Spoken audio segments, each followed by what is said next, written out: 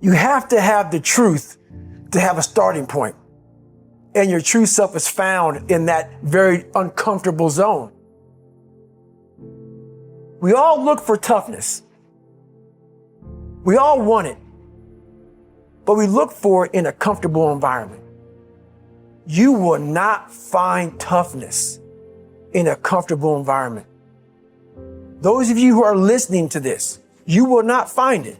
The only way you find it is to drown yourself in a position where you're just out of sorts, where you can't swim and you're drowning. You're drowning. But you say, you know what, man? That. Once you come face to face with who you are, you have a starting point. It's in our head saying, you know what, man? Dude, you're not doing shit. You're wasting a bunch of percentage here. In this other 80% is suffering, pain, failure, self-doubt, darkness, and then a whole bunch of light. But to get to this light, you gotta go through all of this shit. You're not succeeding, you're not achieving. It's because you're afraid to go in that dark place to find yourself. You're setting goals you know you can reach. And when you do that, that fear, that insecurity, that doubt, that's where you grow. You must always set goals that you think you cannot achieve. And in there you get better. When that alarm clock goes off at 4 or 5 in the morning, your mind says no. You just say, this is what we do. It's what we do now. Because to get to where you want to go, the amount of pain involved, the amount of mental pain of how many times you're going to have to do something that you don't want to do to get to where you want to go. Every day, you must ask yourself, did I do enough? And then once you do this over and over and over again, it becomes like breathing. I don't want to live this lifestyle, but to get to the other side of this, I have to. So if you really want it, you realize what trying is and what trying is not.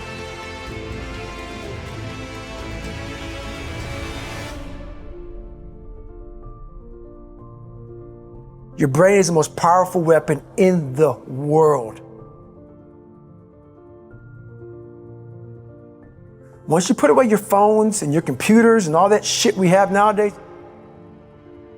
your brain is the only thing you have when you're going through depression, when you're going through hard times, when you're going through death, real life shit. You can't Google that shit, man.